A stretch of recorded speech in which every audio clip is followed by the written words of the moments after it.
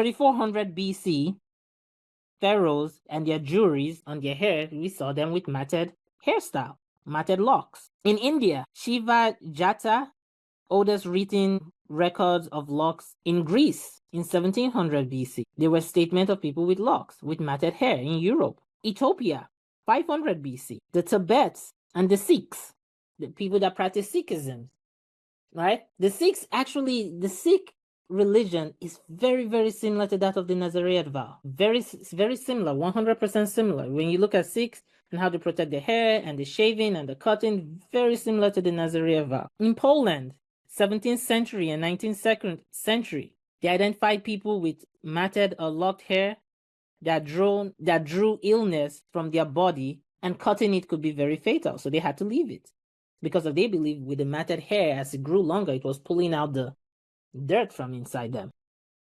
And anyone that cut it off, like, could prove fatal to the person that their hair was cut. Again, very similar to the rituals of other community. You can't just cut the hair without following steps.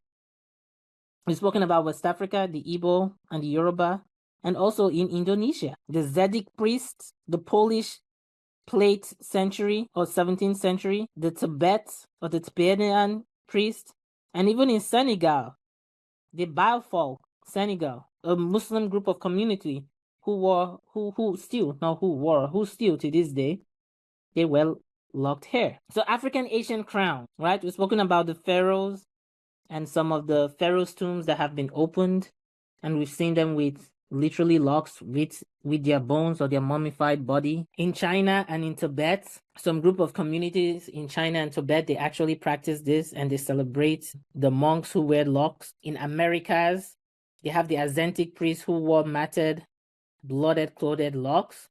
A very, very interesting way to wear your locks. But hey, we are not judging people of the past. We're just telling you their history. And then we've covered Europe. So according to the Indians, Shiva hair holds the sacred river. So Shiva, the god Shiva, and this could be found in the oldest written text, right? That the hair holds the sacred river that flows. And the hair is not just symbolic, it is a cosmic plumbing. And to this day, this is how the world is kept together. Very, very interesting story. And if you remember, the world is 70% of water. So you can't just overlook what they're saying. They might know a thing or two or what they're trying to express. So, yeah. In the Babylonian era, King Nebuchadnezzar II, this should have been spoken about during the biblical time, right? King Nebuchadnezzar II, the Babylonian captivity of 605 to 536 BC, right? Locs was used by their priests in those days, and locks was used as a way to identify nobles, right? A lot of nobles wore locks, right?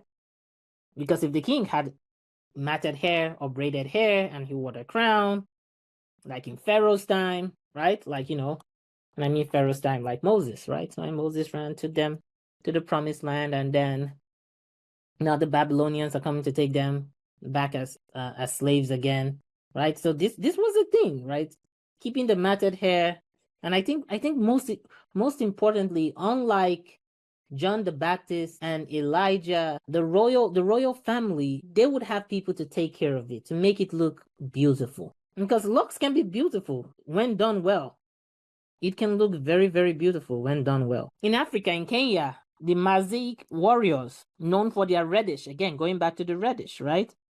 Going back to the Americans, the Azan tribe that wore it reddish. The Kenyans are also they're also wearing it reddish. In South Africa, in Namibia, in Zimbabwe, Celtic Vikings, we've spoken about Poland. All these communities have well-detailed records of people keeping locks.